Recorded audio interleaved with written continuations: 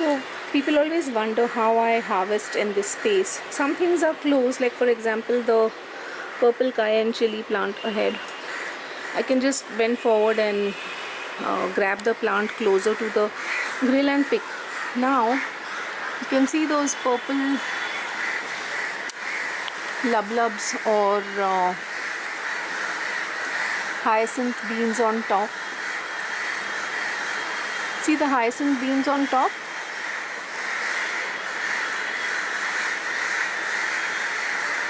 For that, I get up on this, stand up,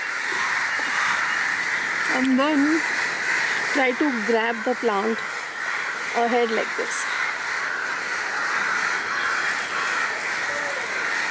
And then one by one, I'll just get these. Once I catch hold of one, I can get the rest. This is easier because it's here. If it was way out somewhere, I would have to maneuver the plant again.